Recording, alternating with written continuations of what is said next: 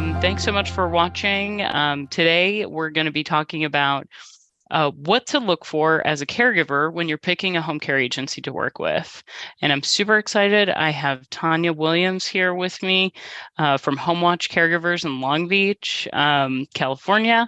And I'm Jen from Augusta Home Care Recruiting. And I'd love, Tania, for you to introduce yourself and tell us a little bit about your agency and how you got into this. Absolutely. Well, Jen, thanks for having me today. It was great when we first met at the Home Care of America chapter meeting in Los Angeles, where we got together to talk about all things home care and, most importantly, how to make the best working environment for our team of caregivers that work so hard day in and day out, giving their all to support the families in the community that we serve. So that was one of the reasons why I made the move into the home care industry, was because I saw an opportunity to really make a difference in the work environment for our caregiving community. All of the skilled caregiving professionals that are across Los Angeles County, where I am, and out throughout the country. We pride ourselves in our agency on communication. And so the opportunity to communicate clearly with our clients and with our caregivers and just create that culture is really what drove me to expanding my business into a home care agency. Amazing. Amazing.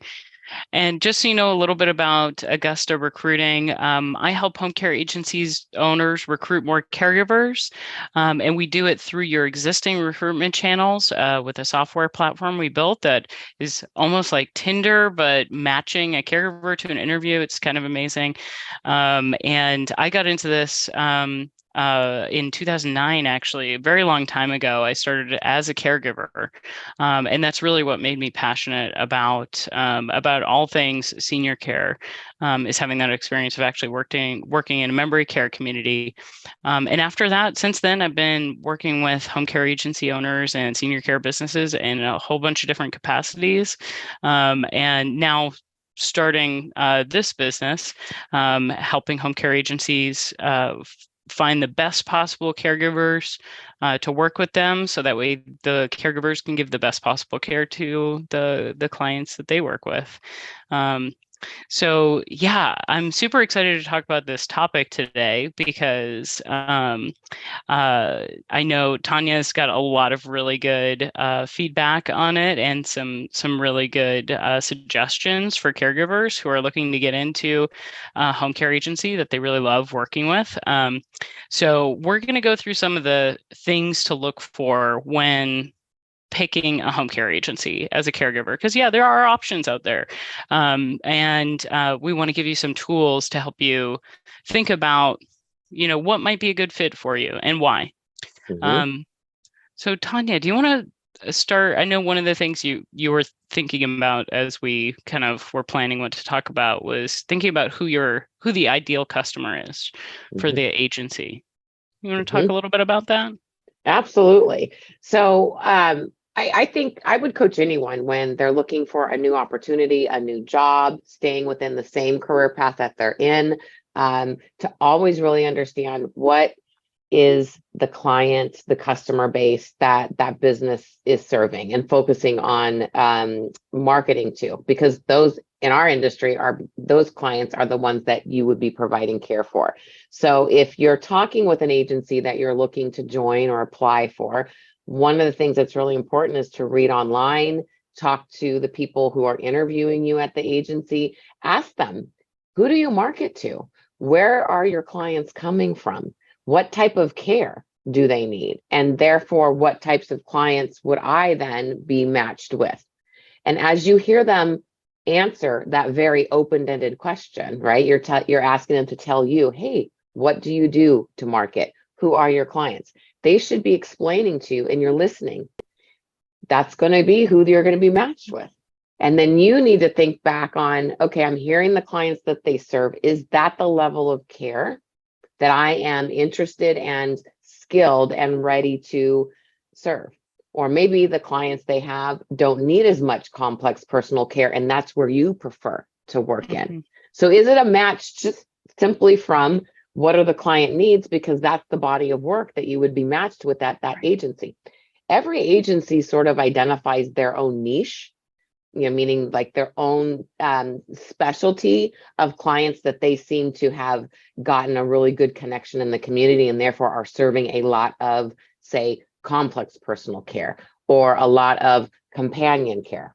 In our agency, we actually provide in-home care, what I say, from 1 month old to 101 years old. So when we're interviewing with caregivers and the different job ads that we have out, we say, these are the different client bases that we have. We have in-home child care. We have complex personal care. We have memory care that's more focused on companionship. Talk to us about all three of those. Which ones do you like? Which ones are you experiencing? But I'm telling you, as a caregiver candidate, you can flip the question around and ask them, so you can see if you would be interested in the different type of client base that agency has. Absolutely. I think that's a really excellent point. It makes me think about when I was working in the memory care community as a caregiver, that there were some, some clients who had a much higher level of care needed, much higher acuity of care, and was surprised. I think I was a little surprised about what that meant for me and like the work that I was doing with them. Always for some clients who were bedbound, always needing a second person for a transfer and things like that. So that's like, I think very related to what you're talking about, is having that information up front of like, these are the types of clients that I'm going to be working with. And so what's a good fit for me? Like in the long run, am I going to be happy with that? A client who has that level of care, or am I looking for a client who maybe has different needs that really feel seems like it would be a good fit for my skill set today, Absolutely. Yeah, or where you're going, like if a lot of caregivers I know are in school to become a CNA or become a nurse or something like that, and so they see this as a stepping stone and really want to use those opportunities where there is a more complex case to be able to learn and shadow and get mentorship. So yeah. And in my time, we meet with hundreds, coming close to getting into the thousands of caregiver candidates, caregiving professionals, and talking to them all of the time. And this is the number one pain point that I hear when I ask a caregiver, hey, when the last agency or the last caregiving role that you had, what was a dissatisfier for you? And over again, I would hear, well, if I was in an agency, I would be matched with the client and I would get to the client's home or their place of care, and it wasn't communicated to me clearly what the specific care that was needed. And when I got there, it was actually something that maybe I didn't know how to do, or I wasn't as prepared and would have wanted to have read more about their condition, for instance, to help be prepared. So that kind of goes into my second point, is communication. When you're talking to your agencies, asking them, okay, we've aligned on this is the type of care I am good at, I am skilled at, that I want to.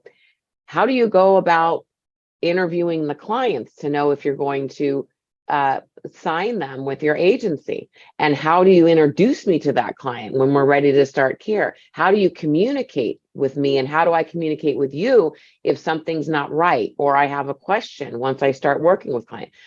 Ask them how they communicate with you. Because that's the second pain point I hear is, oh, I'm matched, I get an address, I get a name, I go to the home, and then I feel like I'm out there alone. Yeah. Yeah, I've heard the same thing a lot of times from caregivers as well. Because in my work, we've done a lot of phone interviews with caregivers for our home care partners, and the communication is definitely always one of the top pain points that I hear of why somebody left their last position. So I think those are perfect points. Definitely asking the home care agency, what is the communication plan for schedule changes, for changes in the plan of care? if their actual care is changing in some way. Mm-hmm. And what happens when I have an issue? How do I bring it up? And and what kind of back and forth am I going to expect Yeah. when I do have something that happens Yeah. that I need help with, or even just the suggestion too. I think the other thing that we've often heard is that sometimes caregivers feel like maybe they're just not heard Mm-hmm. um, in some of the things that they see that could be improved. Mm-hmm. So even suggestions like how is that handled, or who can I talk to, and what kind of response can I expect, knowing that not everything can be done overnight, of course, but yeah, I think it's all asking generally about communication. I think is definitely one of Mm-hmm. the top things to look for. Yeah. And Yeah. going into an interview sometimes can be a little bit intimidating, or we're accustomed to thinking if I'm going into an interview, I'm going in to answer the interviewer's questions. Hmm. Well, it's getting comfortable and confident to find out either at the beginning of the meeting or throughout the meeting or at the end of the meeting in the interview to say, I've prepared some questions. May I, can I ask those questions? May I ask those questions of you? That's an indicator too. If they say, oh, we don't have time, or no, I have all these things I need to check off with you, you can ask me later. That's giving you a sense of their communication style already. But if they're open and receptive, say, absolutely, what questions do you have? Really listen to what they're saying. If they're giving you a non-answer, oh, well, you can just call us whenever you need it. Oh, that really never happens. So, we really haven't had people reach out to us much before. But if you have, you can call us. Hmm. That's an indicator. That's kind of a non-answer that's not a priority to them. Hmm. So, with the agency, our agency in Los Angeles, and many of my peers that I talk with, our communication standard is the following: someone is always available when one of our caregivers is giving team members is out in home providing care. They always have somebody to call in an emergency, and one of our operations team members will answer no matter what time of day, because we pay attention and know if there's care overnight or care starting early in the morning. We will make sure we have someone that has their phone ringing in the background in case they need to call, that we will answer. So that's number one. So an agency should at least be able to share with you that, right? That's a pretty Hmm. simple thing to put in place. The other piece is we have all company chat and text messages, so it's Hmm. easy to send messages that go directly to anybody on the operations team who is running the business for the day. So there's two methods of communication, not just phone call, but messages. And then the other piece is, like we said, if I have a problem or I have a question, or maybe I'm nervous or anxious about something, who am I talking to and how do I get a hold of them? They should absolutely be saying, we want our caregivers to reach out with questions. They should be excited that you're asking that question, because that shows that you care ultimately about the quality of your care and doing what's right, no matter who's watching. Hmm. So if someone gives you the impression that, well, are you going to have too many questions for me? Are you sure you're skilled? If that's kind of their reaction, I'd take a second look at, they're not open to having team members bring questions forward. They're more quickly about match the caregiver. Client has a caregiver in their home. Okay, our job is done. That's Right. not that's not how it should be, Yeah. That's the beginning. right? Yeah, Yeah. that's where the work really starts. Yeah. Yeah, super good points. Communication always comes up. I think kind of uh rel well, there's a few more things I know that you had on your mind to talk about.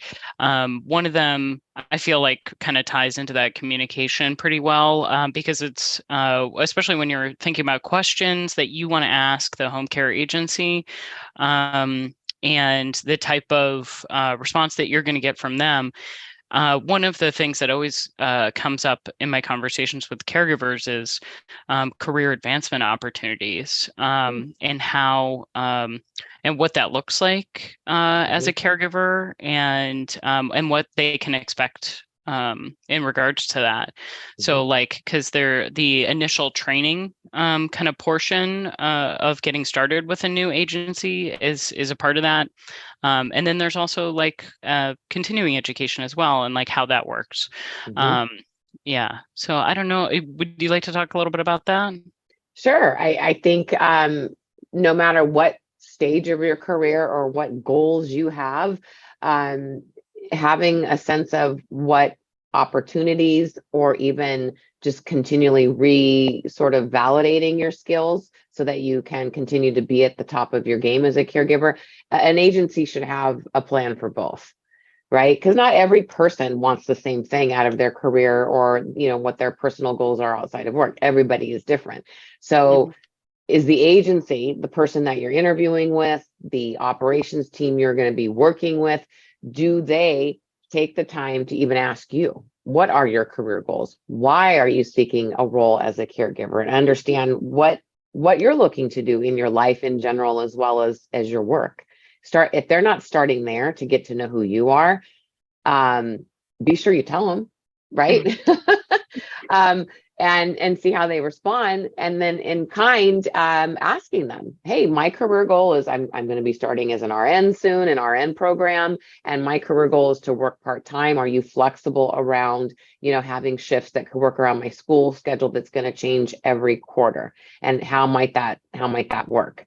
Asking them, if you're brand new as a caregiver and you're wanting to explore the industry for the first time, but you've had some experience in customer service and you think you're going to really enjoy this, I want to try as high of a level of care that I can give.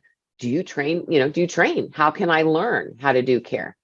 And see if they have a specific training plan, and is it paid?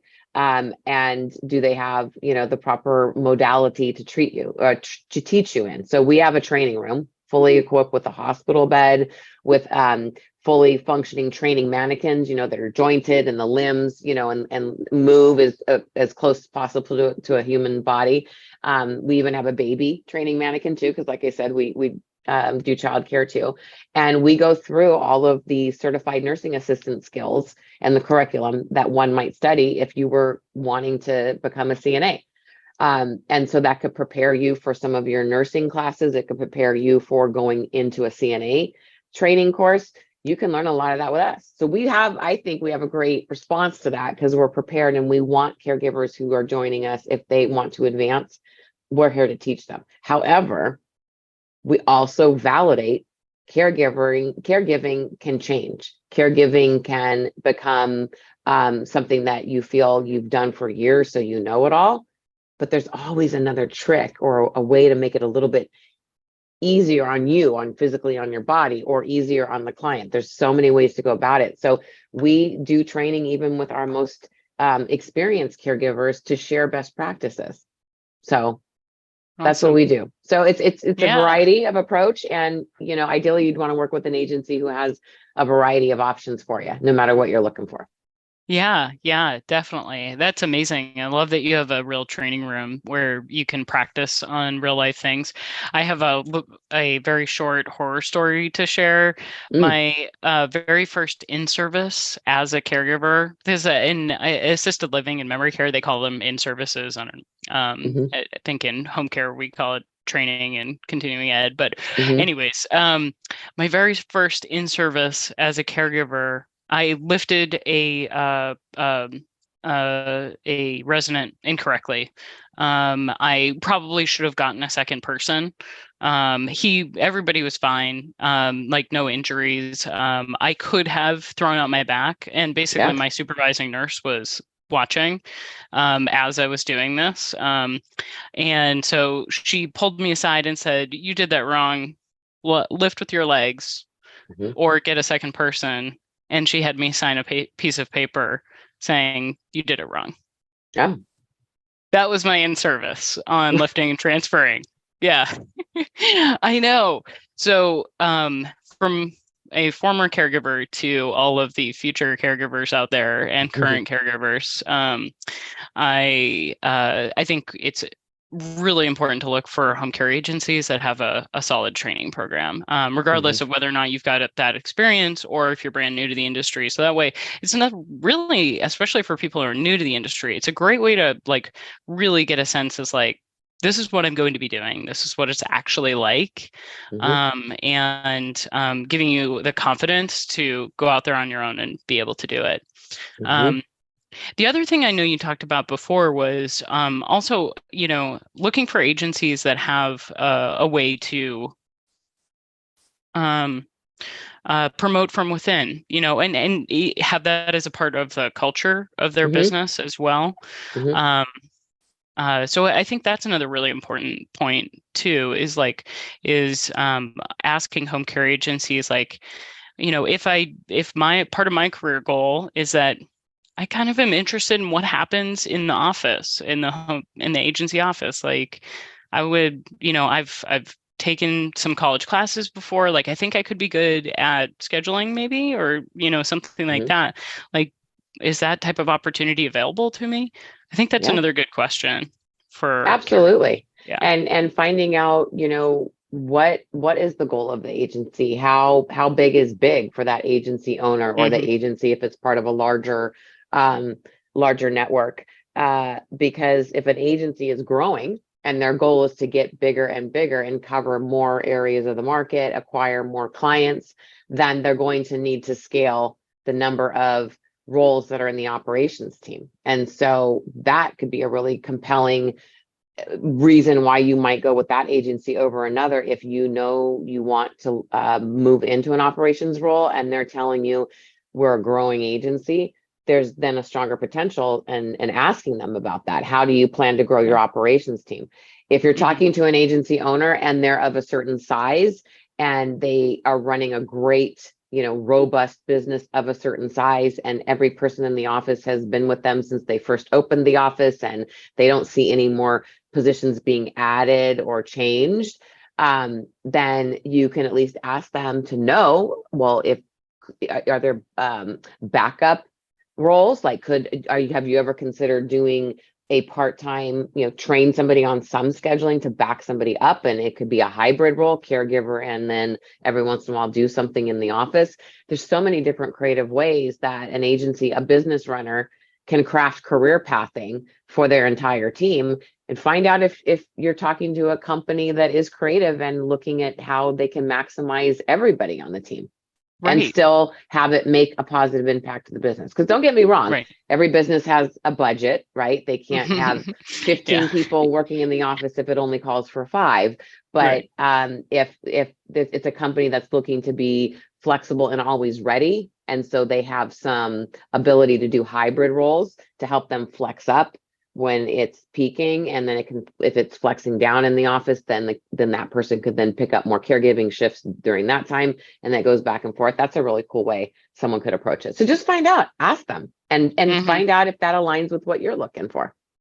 Yeah, but it doesn't always have to career path into the office too. True. So we have career pathing within caregiving, in terms of if somebody is skilled and experienced in companion care, but they have an interest and they want to learn and take on complex personal care, like you were mentioning, a bed-bound client, or an advanced memory care client with Alzheimer's and dementia that may be presenting very, very strongly, and the person cannot be left unattended for their own safety. Those are complex cases. If you're not experienced or trained in that, skilled in that, that's a career pathing. Right.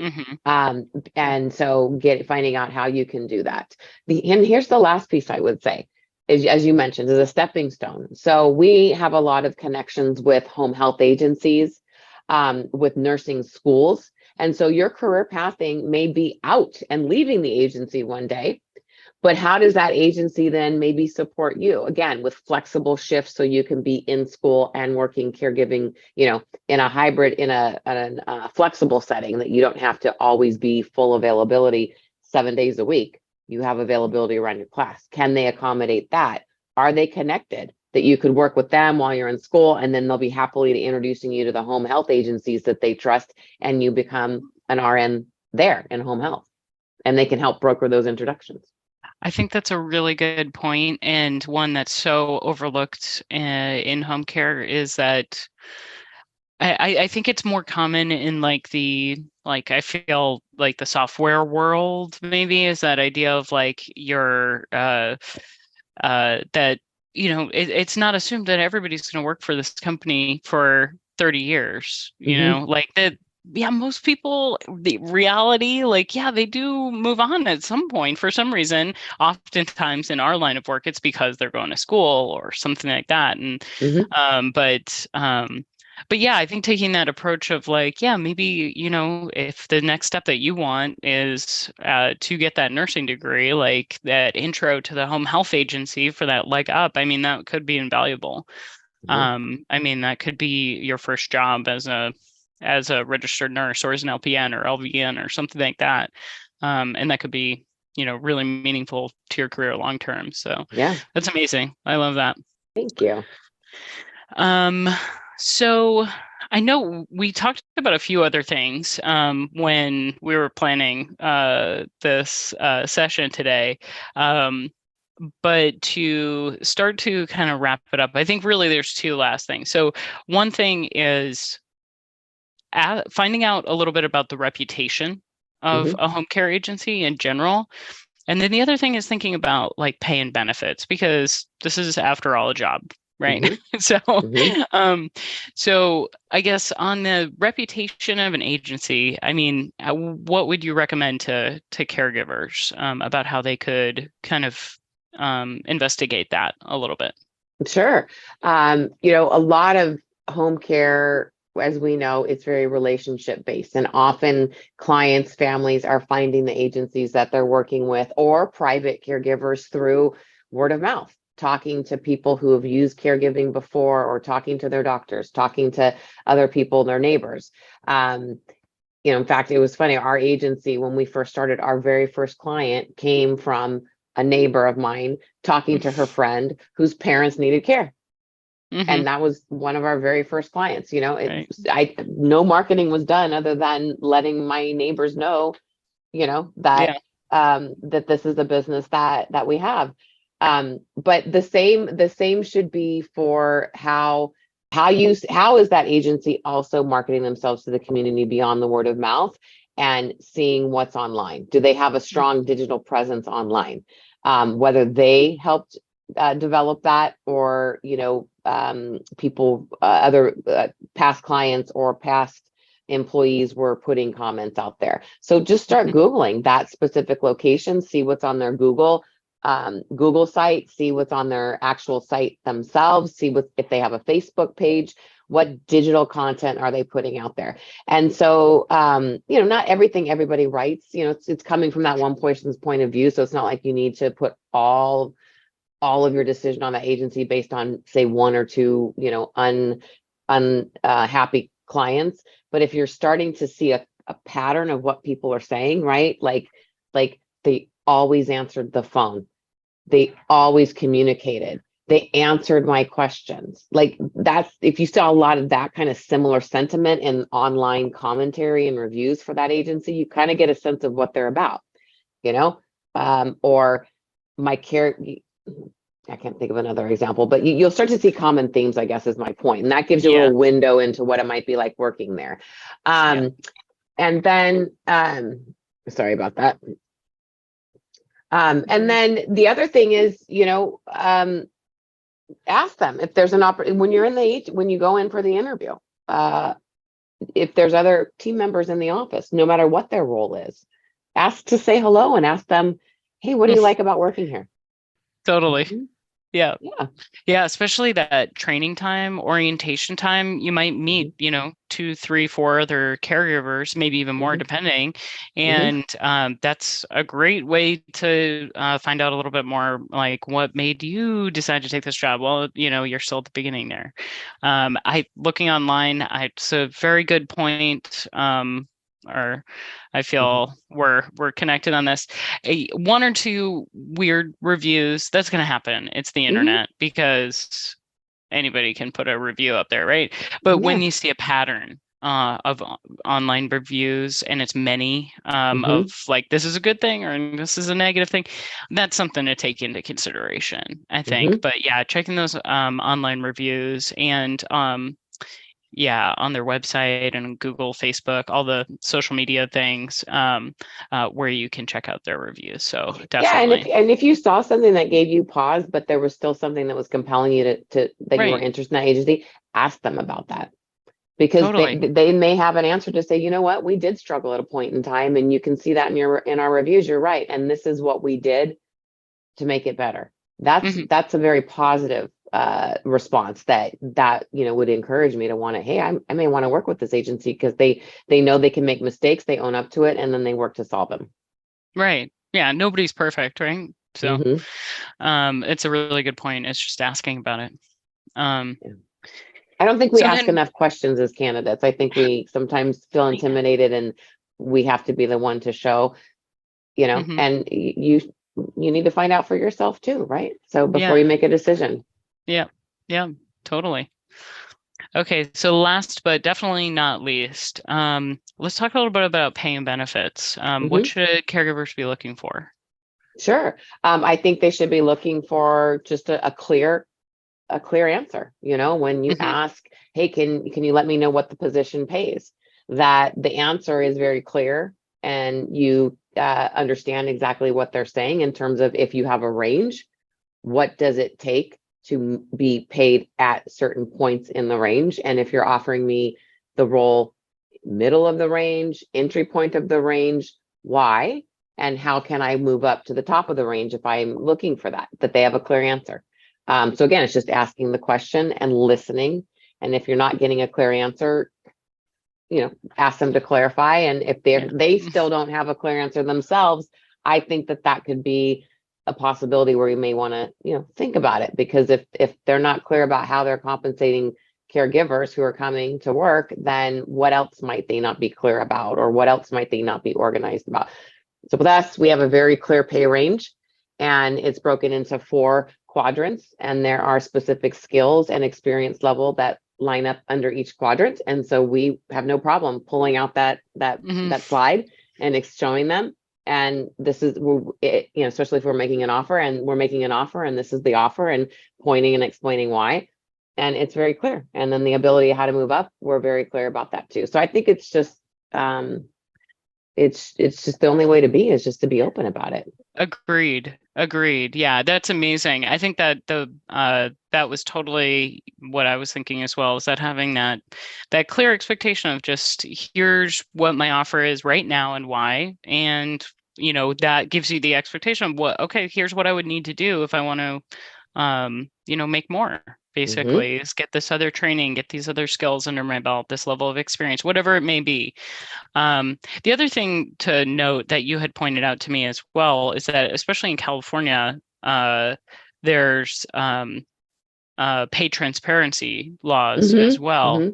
Hmm. So definitely another thing for caregivers to be aware of. If if they're not being clear, if there's not a clear range of the pay on the Hmm. job description, or immediately within the interview, then that's a bit of a red flag, right? Yeah. So pay equity focus, since I don't quote me, but I think it started a couple years ago, maybe right before, Hmm.